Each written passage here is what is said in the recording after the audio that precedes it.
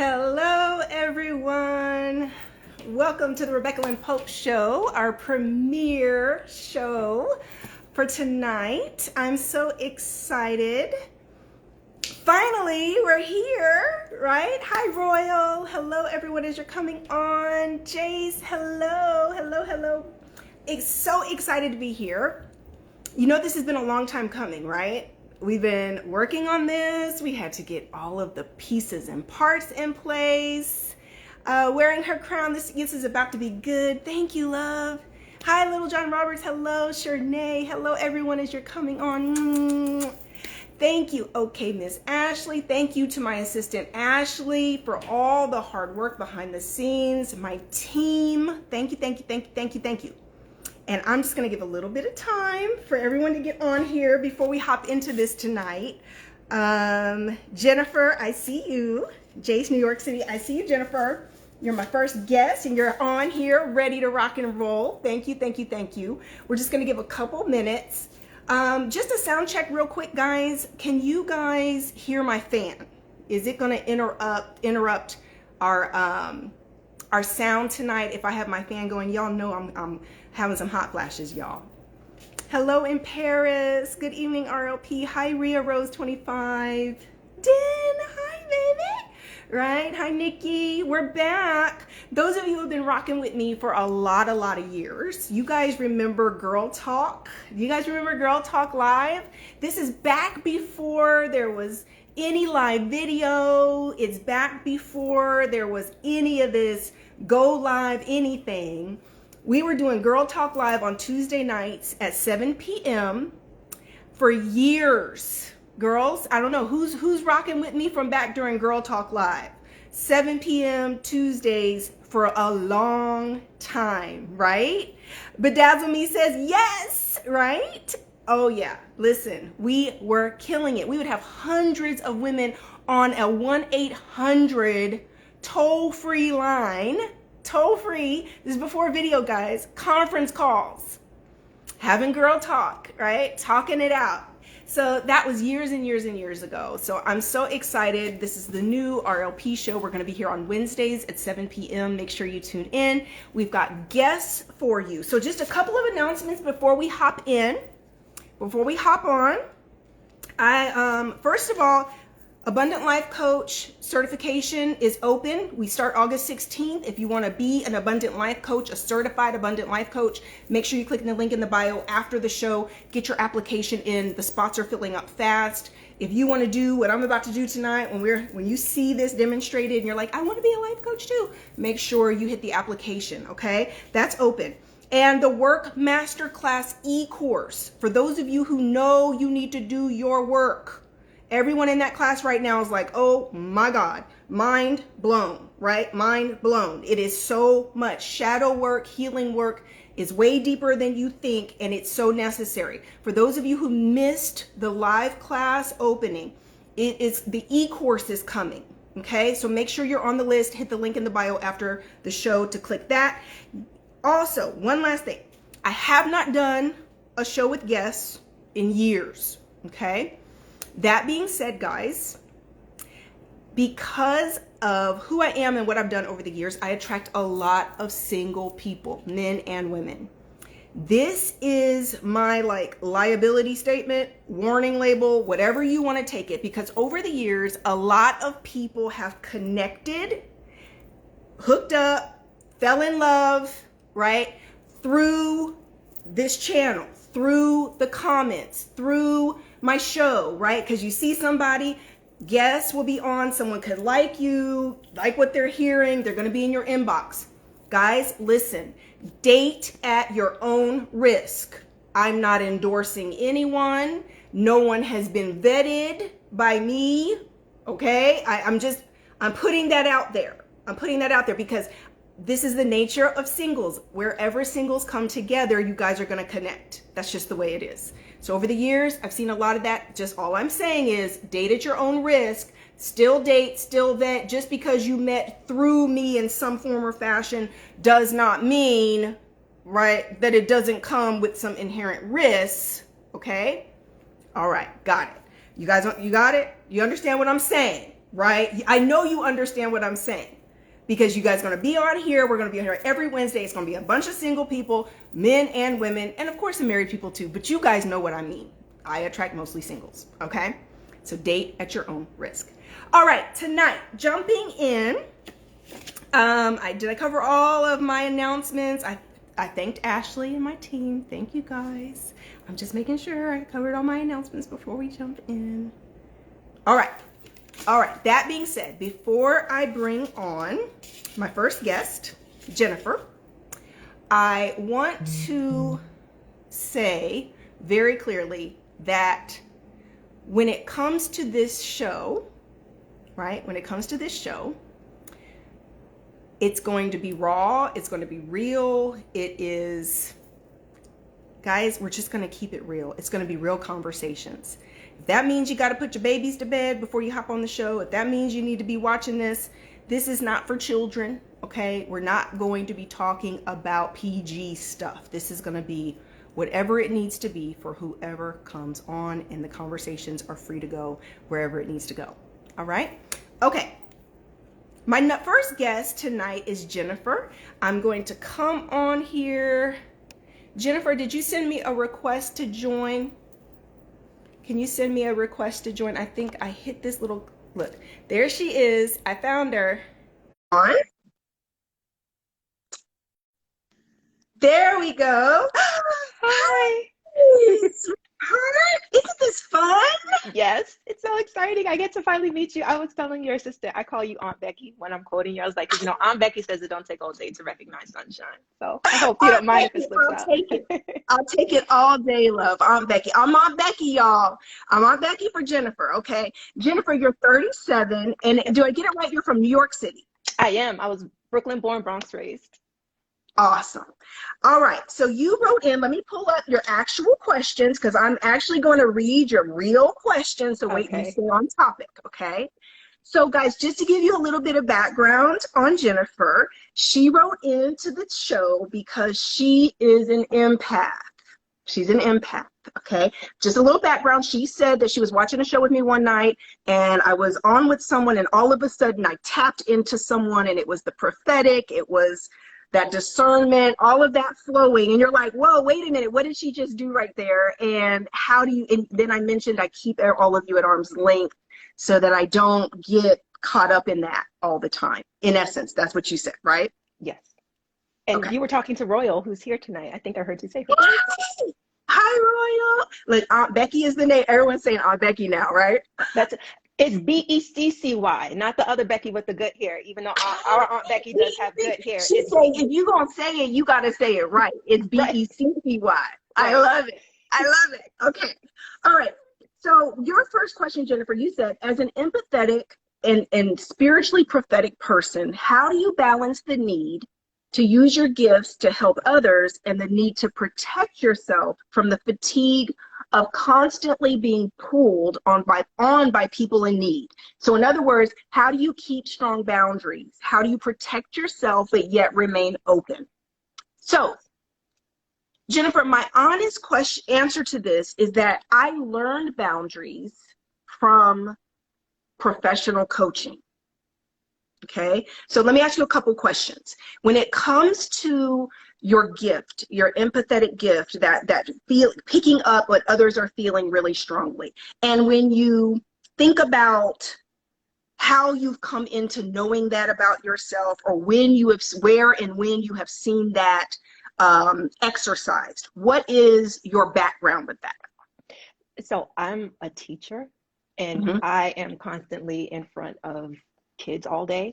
And I started teaching, I kind of cut my teeth in during the pandemic when kids were, going through having this switch of, the trauma of being in a global pandemic and being afraid of not knowing, if they're going to get it, if their parents are going to get it.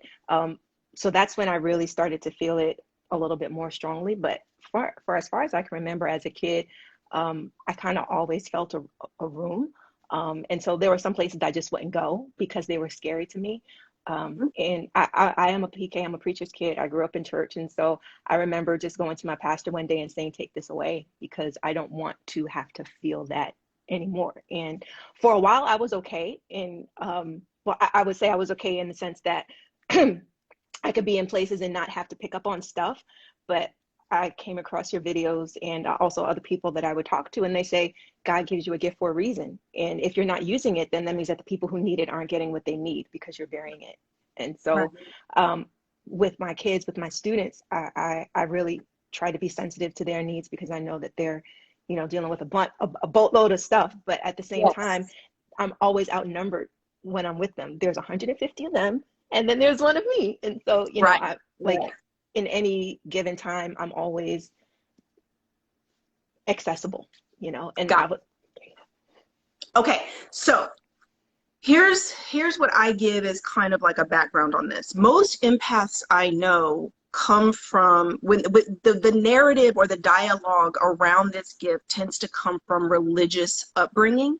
So we tend to kind of categorize it or think of it from a religious or spiritual gifts perspective, right? And it's just from our upbringing. And so it runs in your family. It's literally you probably one of your parents was an empath or very spiritually gifted, right? And so one of the things I've noticed about this that will actually help you in kind of changing this narrative in your head of not being in control of it is that one of the things that I grew up with really strongly in church was this demonstration of our spiritual gifts in a very emotional, demonstrative, right? Laying hands. If you grew up in any type of Kojic, holiness, apostolic, Pentecostal, anything evangelical, guys, we associate these very powerful spiritual gifts with like prophetic, you know, very emotional, very, you know, speaking in tongues, you name it, right? This is me. I'm just talking about me for a second, okay?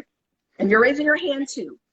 So we tend to associate these things with being very emotional without really analyzing it. We tend to categorize it this way, okay? So we think that in order to feel those feelings or have that insight, it comes with emotions. The more important thing to understand is to begin to get a very good compartmentalized feeling of what is your own feelings and what is someone else's, right? Because when you do that, and now if you put purpose behind it, so here's what I'm going to tell you the purpose is of you feeling those feelings, okay? I'm The taking notes. purpose, that's fine, sweetheart. The reason God gives you insight into how others are feeling is so that you can help them, okay? Which means as a teacher, when you're feeling what the kids are going through, and don't be afraid to go into it and just understand this is separate from you. These are not your experiences. These are not your feelings. There's no reason to be scared. There's no reason to get upset. These are their feelings, their issues, okay? And getting emotional is not going to help them. It is by controlling our emotions and analyzing the feelings almost like from a third person perspective as an observer, right? I'm feeling anxious right now as I'm leaning over little Bobby, right? Okay, there's some anxiety here. What's going on with Bobby? You're going to pull Bobby aside right after recess or right before recess when everyone runs out and say, hey, Bobby, how are you feeling? Anything going on at home? You know, anything that Miss Jennifer needs to help you with, right? So you can get some insight into Bobby or what, and maybe he shares something that needs to be known or needs to be told or there, right? Because God is giving you the insight for purpose, for help. Okay. And so as the observer, you can look at that emotion and say, okay. And as that happens with people, understand as a vessel of help, a vessel of love, it's simply to do good. That's all it's for. And so as the emotion, then you don't have to be overwhelmed by the emotion. Does that make sense? You can say, this is not mine, and it is my duty. It's my job. And if you think of it from that perspective, it'll give you some boundaries. Does that make sense? To where, you know, getting emotional with kids, is that going to help them? No. If you're, Same thing for me with my coaching clients. I'm on a coaching call. I start feeling the anxiety or feeling a deep sadness. Me breaking down crying in a coaching call. I just feel your deep sadness. I'm so overwhelmed right now and I don't even know what I'm going to do. Right? Is that going to help them? No, no, it won't. It will not. What I'm going to do is say, sweetheart, I'm feeling a deep sense of sadness. Have you been dealing with some low-level depression? Is something been heavy on your heart that you're not sharing with me? Oh my God, Rebecca, how did you know that? Right? So just a little bit more perspective for you. In my coaching in all the years, I've had people sign up who were not Christian, did not come from any religious background, Christian religious background. They start working with me because they're just drawn to me, Holy Spirit. They don't know why they're drawn to me, right? But they're just drawn to me. And I start working with them. And then my gift is flowing and I say, I feel this, I'm seeing this, I'm feeling this. And they're like, oh my God, you're a psychic, right? Why? Simply because their point of reference, their experiences, their narrative is, if you have some type of knowledge like that and you don't come from a religious background, the only reason we say prophetic, right, is because of our religious background. But if you came from secular, it's psychic. How do you know I feel that way? How did you know? Tell me more, right? Same thing. And just like a psychic, because here's the thing, guys, do not think that all psychics are fake. Some of them have the exact same gifts that we have, love. They're just not religious, if that makes sense, right? And they have some gifts and they're able to sit there at a little table and read you and tell you everything that they are feeling and sensing and seeing, but they're just not calling themselves an empath or prophetic or whatever because they don't come from a religious background. Does that make sense? And in Christianity, of course, we're raised as witchcraft because they call themselves a psychic, but they're not doing anything different than me and you. Mm. Now, are there some bad ones? Some evil ones? Some witchcrafty ones? Yes, there are. But aren't there some people who are given prophecies with bad motivations and bad intentions? And you know what I mean? So, yeah. Okay, did that answer your question? Yes, you did. And I really appreciate you. And I think that's because you're so mature in your gift. I think because I've run from mine for such a long time that I haven't yet learn to compartmentalize. So if I'm standing next to somebody and all of a sudden I start feeling anxious or I start feeling angry, I'm just like, why do I still feel angry all of a sudden? I felt fine before I got in this elevator. And that's your key. That is not yours. Right when you say that to yourself, like, what's wrong with me? I was just fine. It's someone else. And then, so guess what I did when I was a teenager when I started doing this? I started saying to someone, you know, it seems like I feel like you feel really like this right now. Oh, that's good. And just looking at them like, I just kind of picked this up from you. Is that something that's going on with you? And it sure enough, it was right on point. So now you have to start saying, you have to start, and you can do that you have such a gentle spirit. Right? Your energy, your spirit, honey, is just so gentle and so loving. So you can just say that just as gentle as I just said that. I couldn't help but feel like I was just picking this up from you. Are you okay? And you don't know what kind of conversation that's going to start to where it could be the smallest, shortest interaction, just a few minutes where you end up just giving them a hug or praying over them real quick and keep it moving. But guess what? What I learned is, there have been instances where people will break down crying, strangers, when I'm obedient to what I'm feeling and what God shows me, and they're like, God is real. I was just praying, I was just asking, and you just answered. Wow. My question. And so God is working through us to answer people's prayers. And sometimes it's as simple as just knowing that God is listening, that God is real, that God sees me, hears me. He just showed me in a very real way that he's listening, he's there, and he loves me. And that's really what it's all about. That's why you even have the gift, is to spread that love. Does that help a little bit? Yes, it does. It brings a lot of balance to what initially seemed like fear. And I was watching one of your other videos today, and you said that how can you really understand what you don't even know exists? And so, like, I have this gift, but I really need to develop more understanding and really develop mentors around it so I can not be afraid of it, you know, and yes. be mature in it. And be willing to be open enough to practice. Just try. Like when you get those feelings, go ahead and say something, and your stomach is going to be in knots. You're going to be a nervous wreck when you do it, but you do it the first few times and it helps someone, and you're going to be like, oh my God, yes, this is what I'm supposed to be doing with this. And the reward, the feeling of it, because you have to remember your gifts are part of who you are. It's part of your identity. And so as you activate your gifts and walk in your gifts, it's walking you more into who God created you to be completely. Does that make sense? Yes. Like authentic, bigger than that's how I got here. I stopped denying my gifts. I started just surrendering, like, okay, I don't know how I thought I was going to get off this earth without using these gifts. I don't know how I was thinking that. I just wanted to be a businesswoman. Oh, I don't want to do this. But here's one more thing.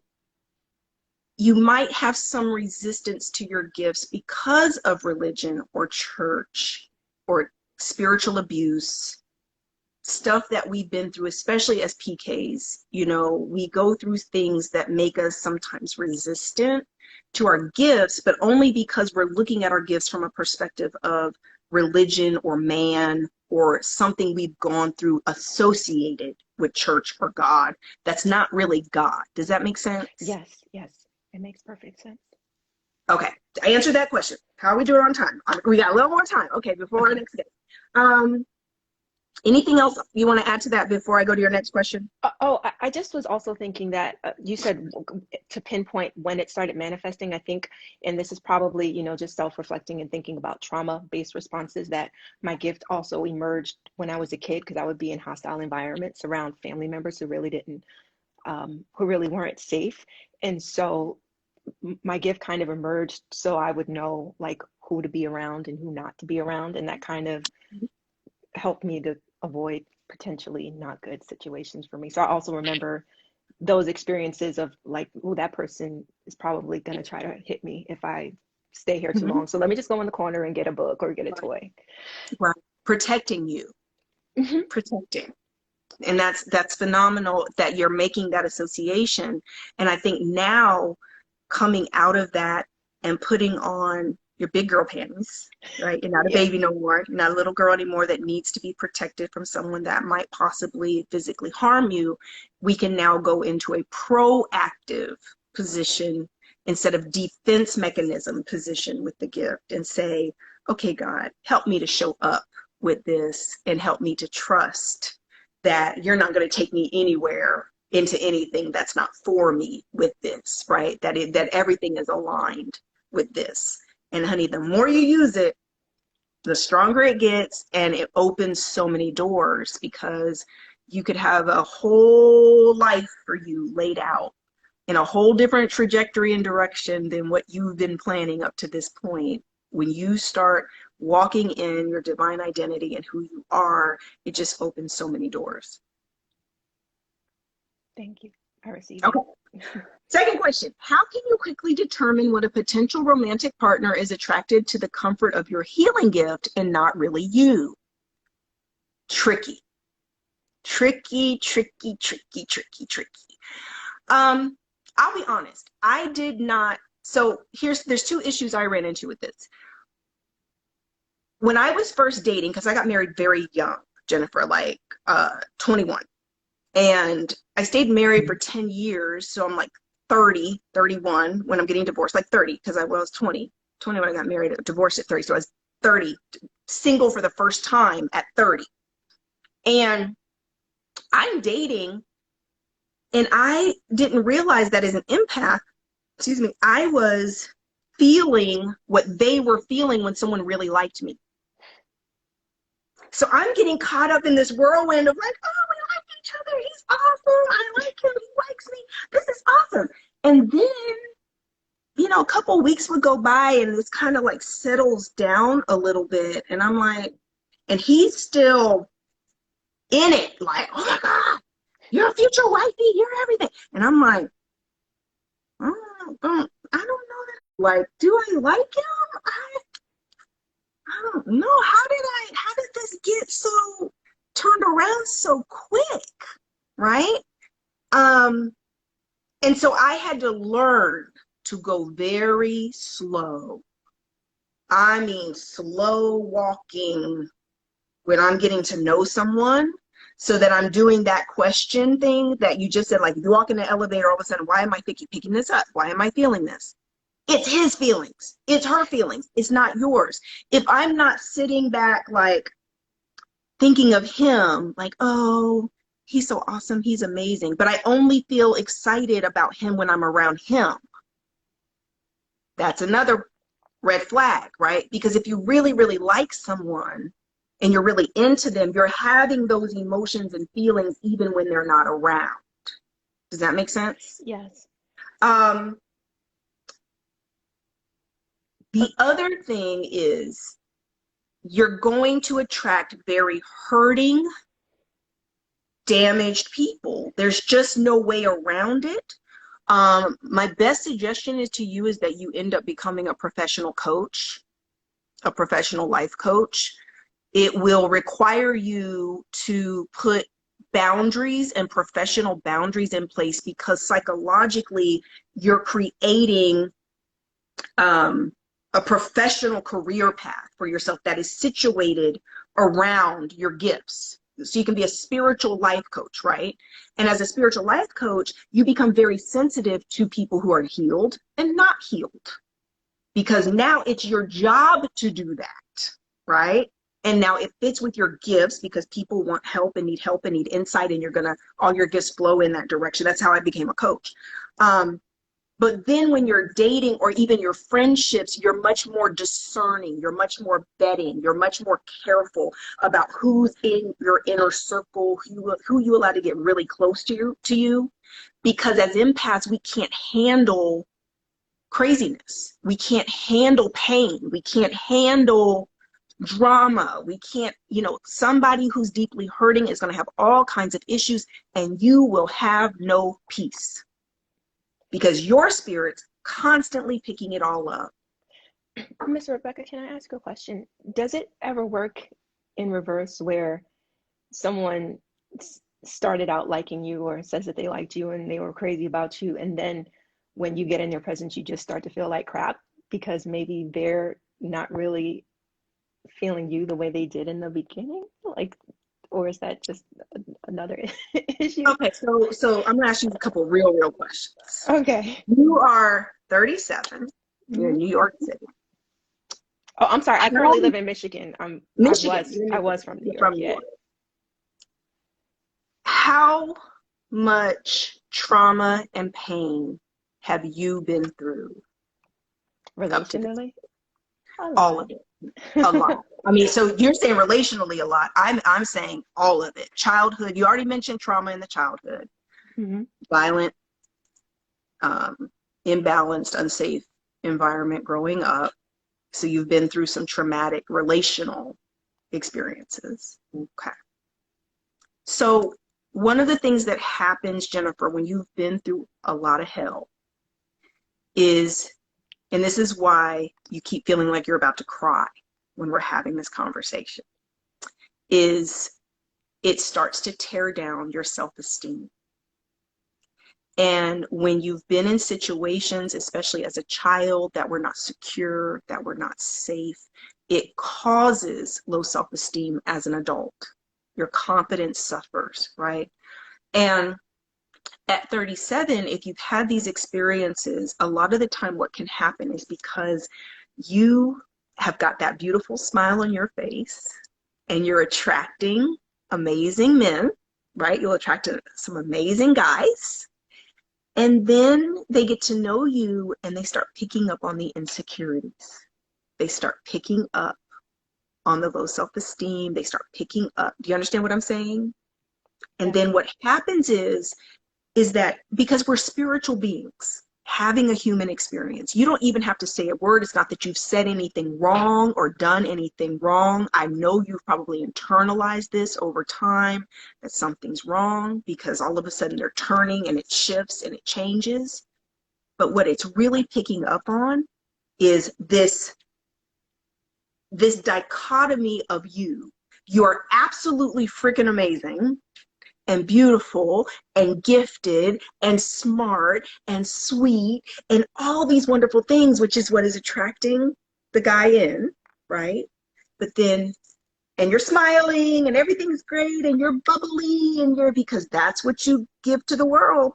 It's what you do. This is what we do. Smile, everything's great. And then they spend some time with you and now they're picking up on the pain. They're picking up on the low self-esteem. They're picking up. And confidence is the number one attractive feature when it comes to the opposite sex, when it comes to dating.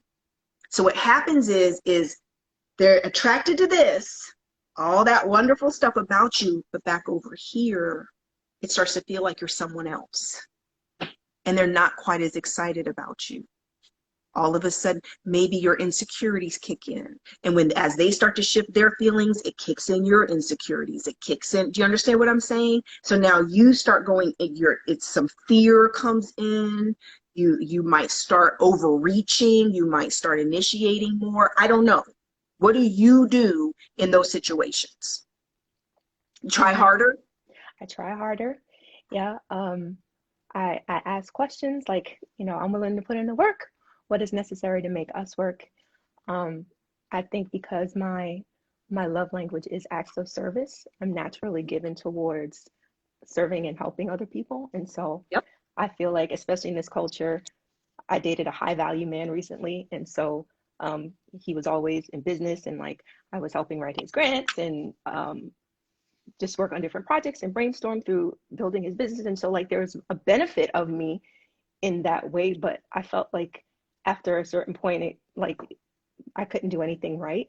And so like I tried to do things right to make up for it. And sorry, I should have bought the tissue box. It's okay. This is what we're in here for. Look, I didn't have any tissue box. I put a because in case y'all make me cry tonight, so I'll be ready, right? Yeah. But sweetheart, so it goes back to pain. So when the self-esteem has been attacked, and when you don't feel really good about you, when you doubt yourself and you're just really, and it all boils down to pain. It all boils down to unhealed pain.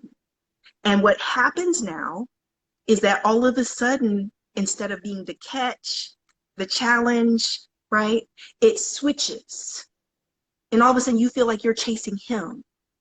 You feel like he's the prize. You feel like you got to get him to see your worth. Don't you see me? Can't you see me? And now you're trying to win him over. You're trying through acts of service to do too much. When all you have to do is be you with the right person. And when you're healed, all you have to do is be you. But because of the insecurities and the self-doubt, you overcompensate.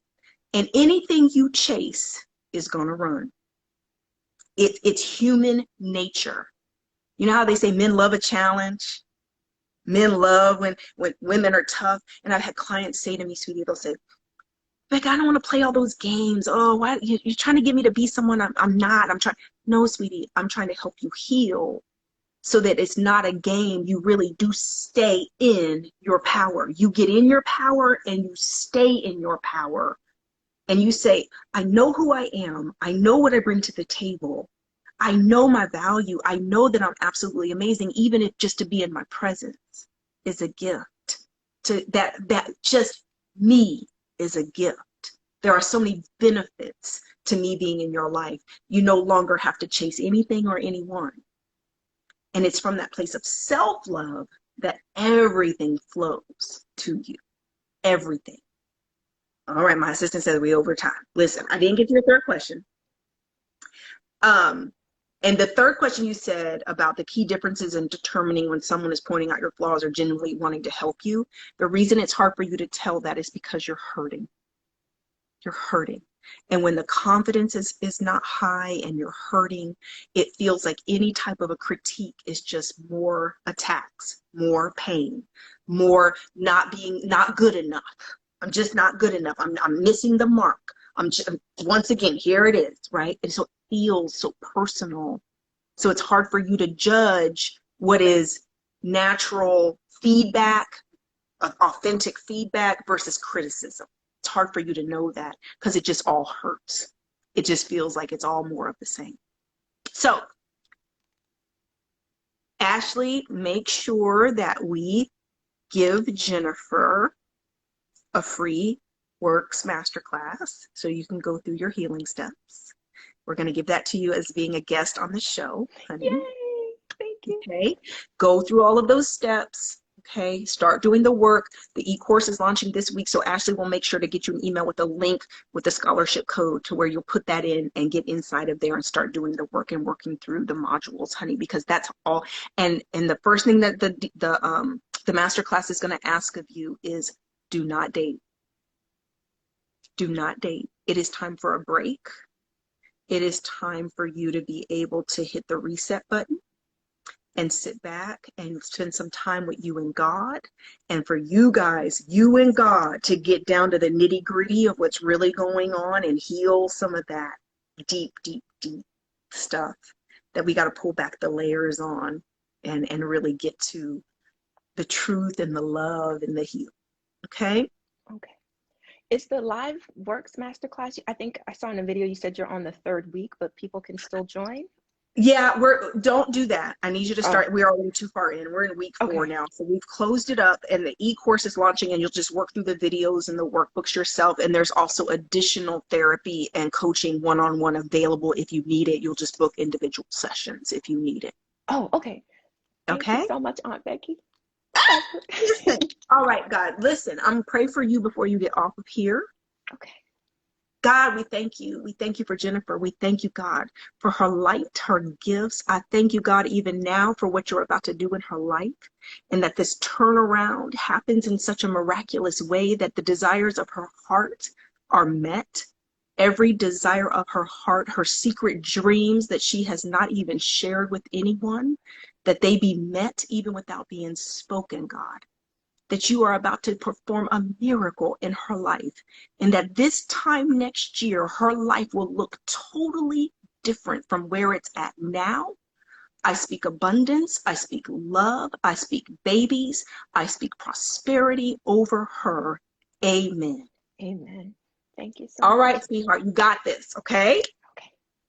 All right, do your work. I will. Make sure you stay in touch with us through email. Let me know how you're doing and let us know if you need anything after that, okay? Will do. Thank you so much. All right, sweetheart. Bye-bye. Bye. I think you just click off. Let me see.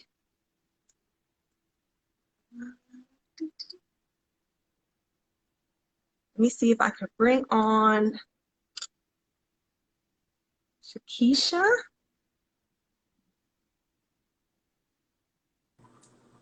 Oh, but I have to get, how do I get, let me see. Hi, sweetheart. Thank you, Jennifer, for, listen. Thank you, Jennifer, for being so transparent. I got to see if I can get Jennifer off Shakisha. Hold on one second, okay? Mm-hmm. Let me see if I can get. Okay, Ashley, I think you got to reach out to Jennifer. See if she's able to actually close out of Instagram. And I think she has to actually, there she goes. She went off. There we go. Hi, sweetheart. Hi. How are you doing? Good. How are you? Good. I'm wonderful. Guys, this is Shakisha. Shakisha is our second guest tonight. Shakisha is 32 years old. Where are you from, honey? I'm originally from Bronx, New York, but I live in Ohio. You live in Ohio? Ohio! Look, don't play with me in OH10, okay? Home, stomping grounds, home. Hello, everybody in Ohio. We love you. Midwest in the house. But you're originally from New York. So you rep New York, but you just in Ohio right now. Yeah. Okay. All right. Are you nervous? I am. It's okay. We're just going to have a conversation, sweetheart. Okay? It's just us. We just talking. Just me and you. All right. Shakisha wrote in, guys, and said, and Shakisha, I love it. You kept it so simple, honey. You're like, look, I need to know how to get some confidence about myself so I can believe in myself because you ain't trying to be alone forever. Did I sum it up pretty good? Yep. Mm-hmm. Okay. All right. Tell me this, Shakisha, before we jump in. How far back do you remember, if there was any time where you felt really good about you, okay? I want you to go back in your mind. What is the last age you remember feeling good about you? Like, I'm pretty, I'm smart, I got it going on, or just anything, like just really thinking of yourself in a really, from a good perspective. Maybe when I was a kid, like, Okay, how old? um, I would say, I think maybe 10. It was like when I was, before I moved to Ohio, I was like preteen, so maybe 10, 12, about that. Mm-hmm. Mm-hmm. All right, next question. What happened at that age that changed Keisha from feeling good, feeling pretty, feeling worthy, vibrant little girl? What changed during that time? Um, I moved to because my mom moved with my sister's dad to Ohio. And then after that, that's when I just stopped having self-confidence in myself, that self-love. Okay, repeat that for me one time. Let's turn it off my fan. At right about that age, you moved to Ohio and there was a change in your family dynamic. Your mom was moving with your sister's father. Yep. And you were leaving. What was left in New York? What was that? Why was it such a big shift? It was a big shift because it was me, my mom, and my sister, my brother living in New York. Then my brother went to go live with his dad, and then me and my sister went to go move in and live with her dad. In Ohio. Yep, no longer just me, my mom. No longer just your mother and your siblings. It was now your sister, you, her dad, and your mom. Right. Got it. So where was your dad? Gone. I don't know my dad. You don't know your dad. Mm-mm. I was told a story from one of my family members that my mom told my dad she was pregnant with me, and then that was the last time I ever spoke to him again. Okay. How does that make you feel when you think about that or you heard that? At the time when I heard it, I was like, oh, well, okay. I was like an adult when I heard it then, so I was, Kind of just numb to that, yeah, like whatever. okay. Yeah. So when you moved to Ohio and you moved into the house where your sister had her dad, and this is a littler sister or older sister? I'm the oldest, so she's, yeah, the youngest. Okay, so you're the oldest. You move into the house. She now has her dad. Did he treat her differently than you? I feel they did, or I think they did. So he gave her a lot more attention, a lot more one-on-one time, more. And not only that, it's just that I was, I would say verbally abused, like, and, you know, anything that I, wanted to do, I was got, told no. Um, I got, I would say, manipulated and used by him. He also hit me, and, my mom knew she didn't do anything.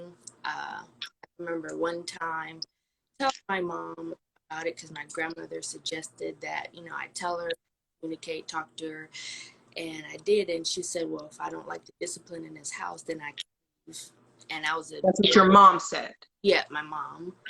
I was a teenager. I didn't have anywhere else to go. So, yeah, that kind of. Mm-hmm. So let's kind of summarize this, right? You're a vibrant, beautiful Shakisha who's coming into being a young lady. You're feeling good. You got your family, you got your big brother. Was it a big brother? He That left? middle. Middle brother who left, went with his dad.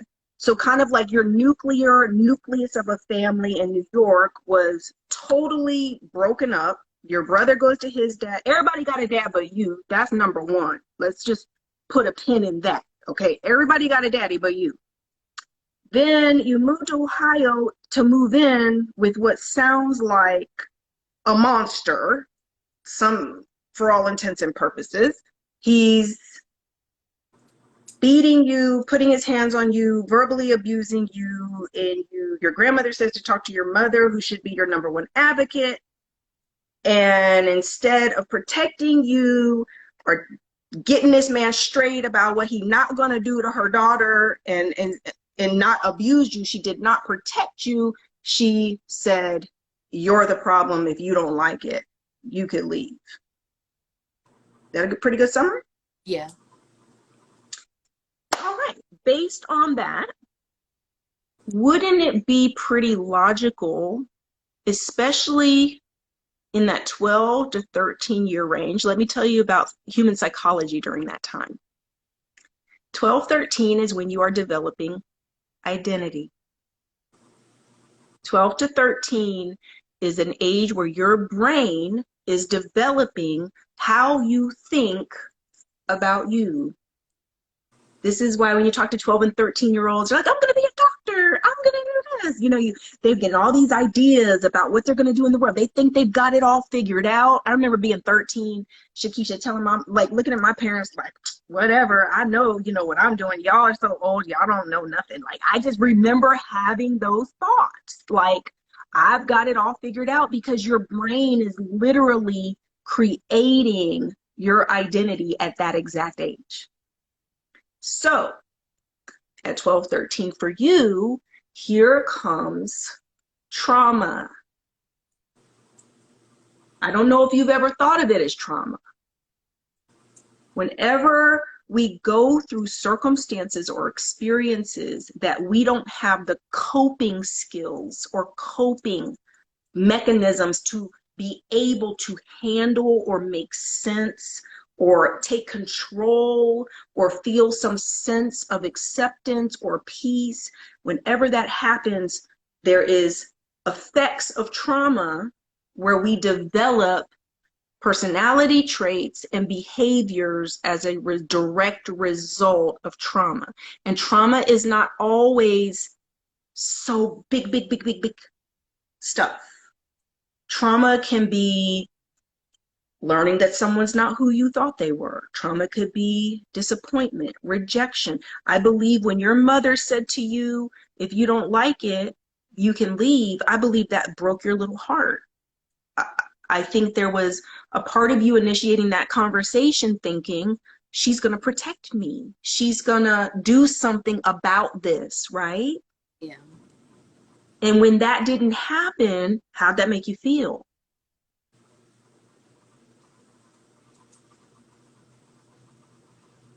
Alone? Yeah, by myself. By yourself?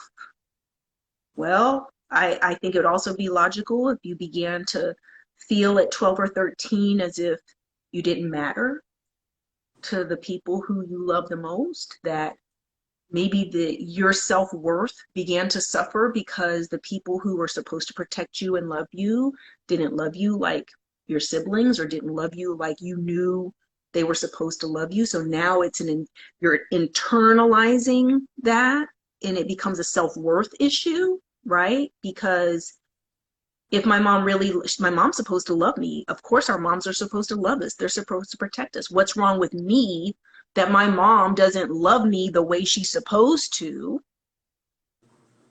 You see where I'm going with this? Yeah.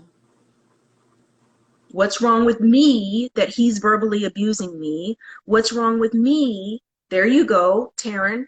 Am I not enough? Am I not good enough? What's so different about me from my sister? He doesn't treat her like this. He doesn't. Yeah. Is it logical? Yeah. It's logical. So your brain tried to create truths or in order to handle what was going on. Your 12, 13-year-old brain was trying to make sense of situations and trying to protect you. So fast forward, you're now 32, and how do you feel?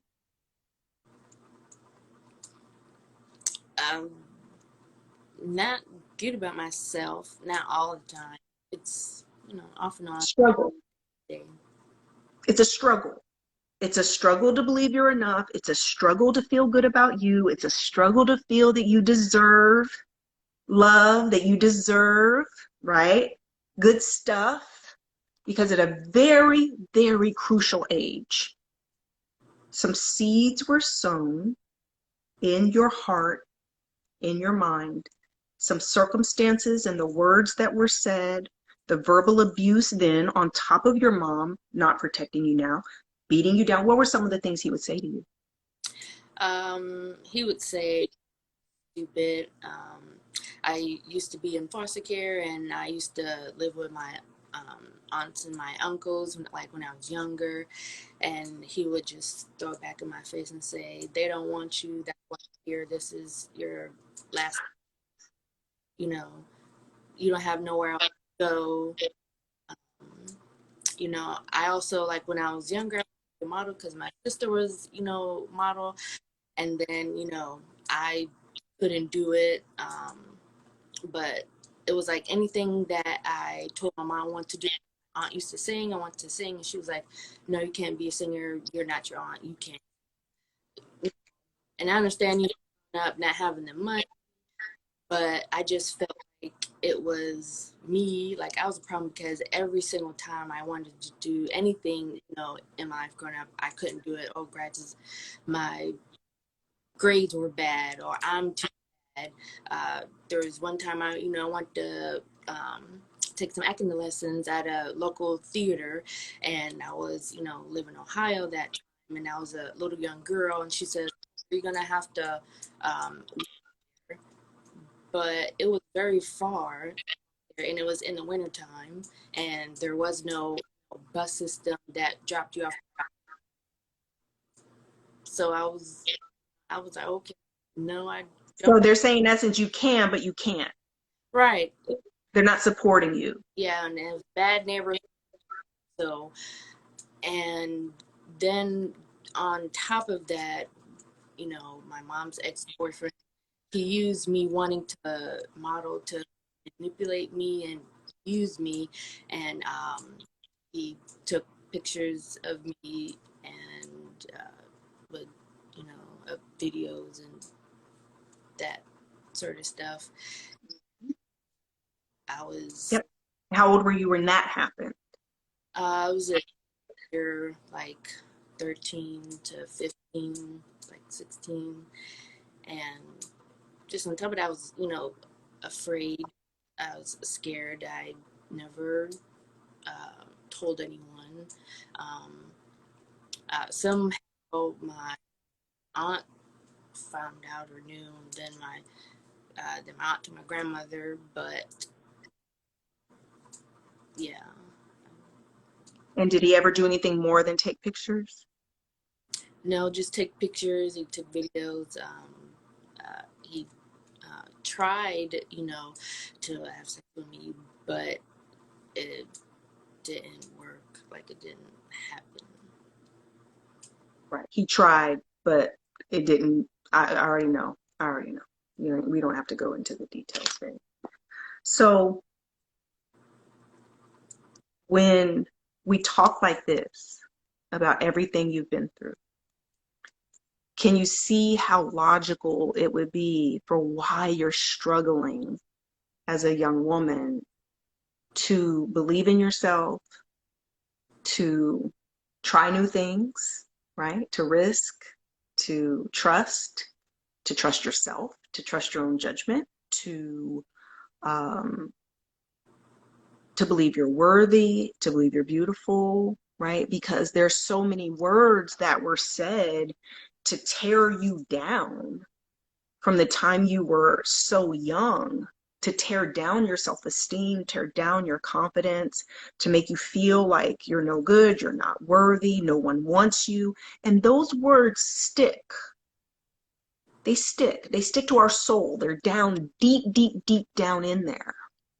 And in order to turn this around, you've got to heal.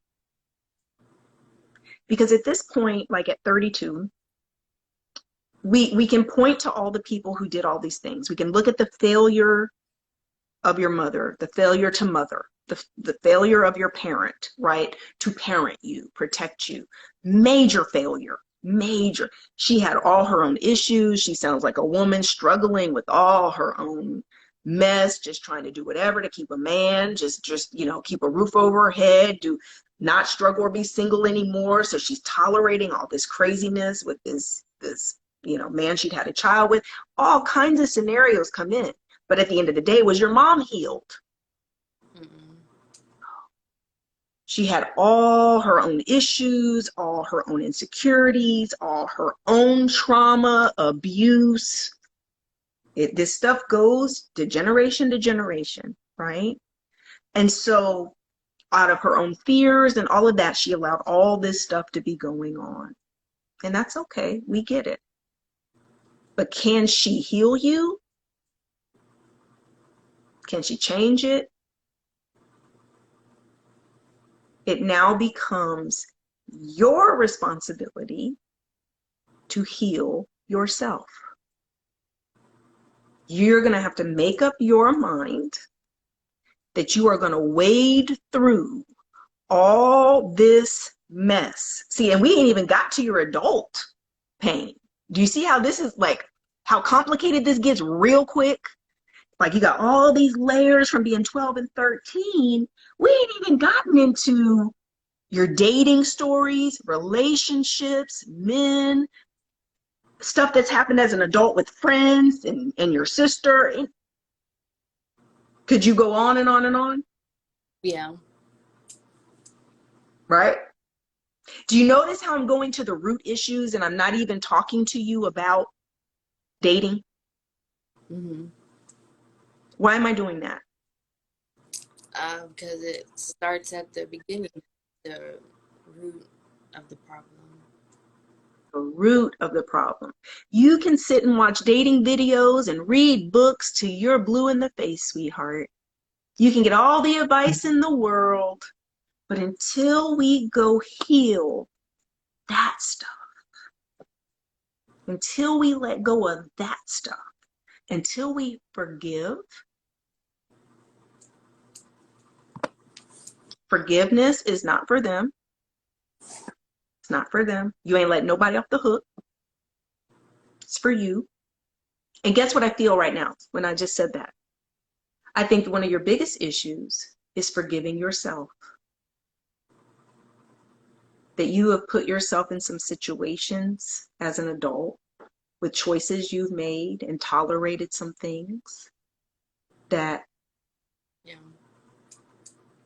and you beat yourself up because these choices were not the best for you, and it further beat you down, further hurt you. You know that wasn't God's best for you. You know you had no business being there. Am I right on with that? Yes. So if I were to have had a conversation with you right from the beginning, where we began to talk about dating and stuff, you would have never told me about your childhood. That wouldn't even be something that comes up on the radar as pertinent, as part of why. You know what I'm getting at? We would end up having a big discussion about who you're dating, your choices in men, where you've been, what you did, but we wouldn't even have discussed the real core root issues. Because it's so easy to get consumed with the current situations, the current symptoms, right? The stuff right now. So guess what? We stay consumed dealing with the right now, and we never ever go deal with the stuff that is caused the right now. So we just keep repeating the patterns because we're still dealing from this core over here. Does that make sense, sweetheart? Yeah. Yeah. So we attract new people, but they're just the same person in another body, the same situation in another body. It just always seems to not work out, not go the way you want, no matter what you do, no matter how much you want love, no matter how much you want to be married, no matter, do you see what I'm saying? Yeah. And on top of that, there's obviously so much more to you than just wanting to be in a relationship. As a child, you were dreaming about acting. You wanted to sing. You wanted to model. Are you doing any of that now? Mm-mm. You still have any dreams about doing any of that? I do, but don't know if I'm, pretty enough to be a model, because, um, I just Girl, know about. stop it. Stop it. Girl, do you see all these people up here on Instagram that don't look half as good as you over there in some dim light with barely any makeup on and don't look half as good as you? So stop it. Do you see what I'm saying? Like, you have dreams. There are things that at 32, there is still your whole life ahead of you.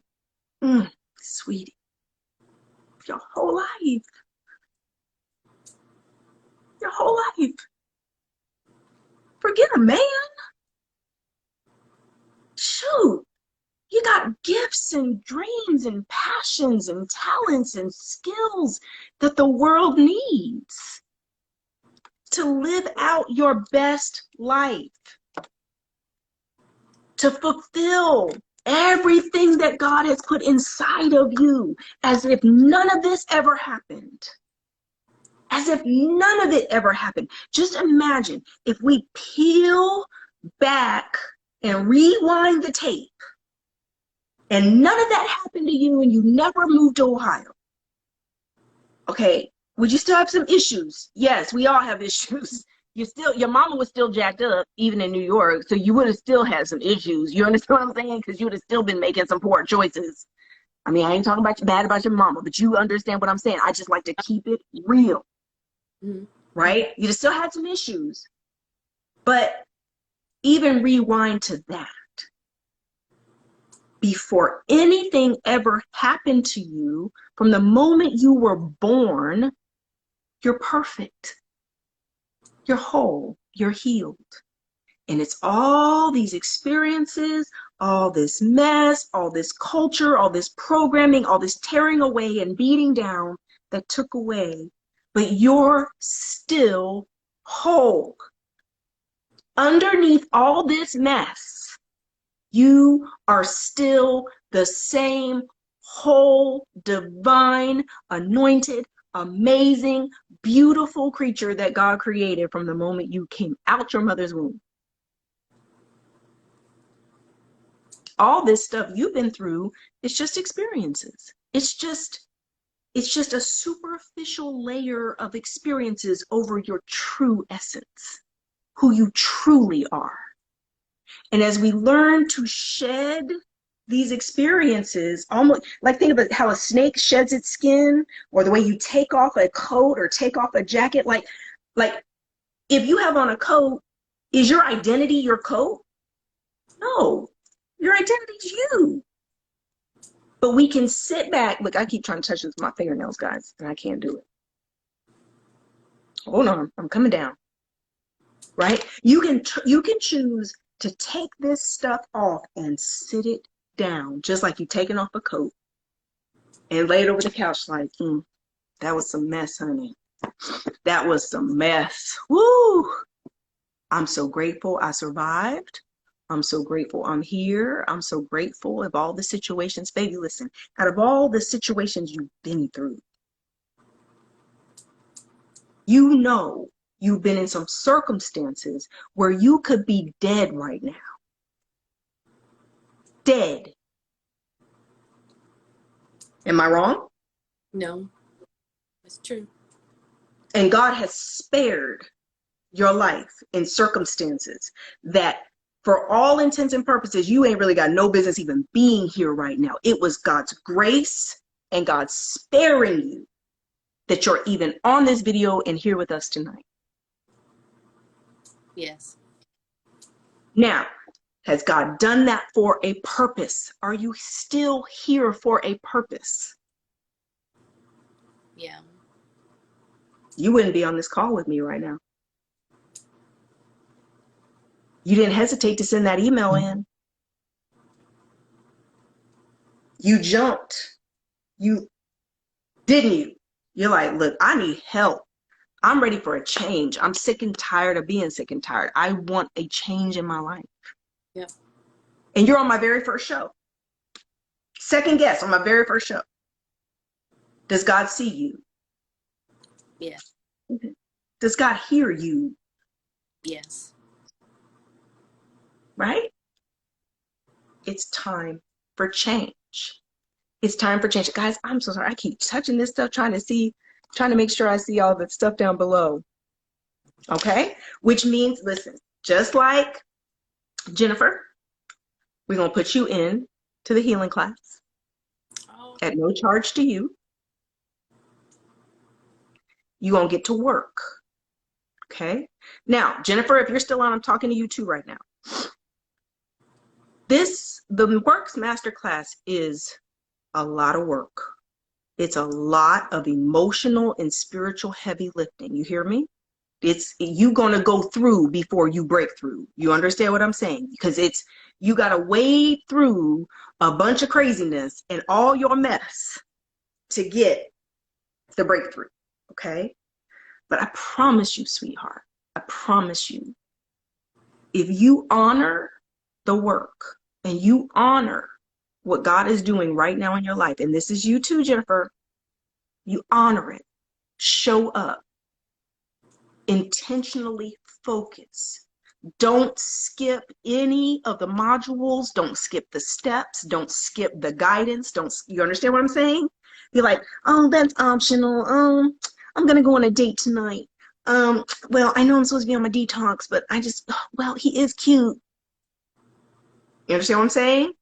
Gotcha. You gotta make up your mind and be like, this 8 weeks I'm dedicating to this healing process. God brought me here. This is not a coincidence. I'm here on purpose. I'm here because God answered my prayers, and this is the answer to what I've been asking. Okay? And you're gonna push through. No matter how hard it gets, you're gonna push through. Okay? Okay. All right, I'm gonna pray for you. We're gonna get off of here because it's 8:09 and my assistant's already hit me up.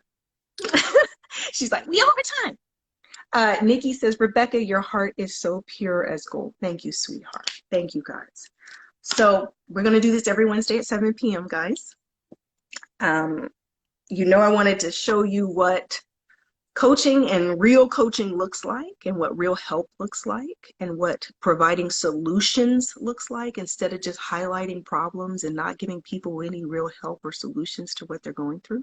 So I'm so grateful for our guests tonight. Let me see, Shakisha, I'm going to let you go, honey. You can come off. I'm just going to wrap up the show. I love you. I love you. So look for the email. eCourse is coming this week. So Ashley will get you enrolled and get you a scholarship discount code, so you get that at no charge to you. Okay. Okay. Thank All you. right, babe. You're welcome, honey. How do you? I think there's an X where you can X out. You could just close it or get off Instagram and just come back on. I think you can just get off the app and close it, and it should, or you can exit out. There should be an X somewhere. I'm not sure how it looks. There we go. Thank you, love. All right, guys, thank you so much for tuning in. We're going to be here every Wednesday at 7 p.m. This is the RLP show with our guests. We already have guests lined up for like the next 3 weeks. Oh, I didn't pray for her. Thank you. Oh, my God. Thank you, sweetheart. I did not pray. God, I thank you for Shakisha. I thank you for her boldness. I thank you for her courage. I thank you for her transparency. I thank you, God, even now for her life and for sparing her life. I ask you to cover her. We come against every attack that would cause her to move backwards. We come against every distraction that would try to keep her from her healing, keep her from remembering her wholeness.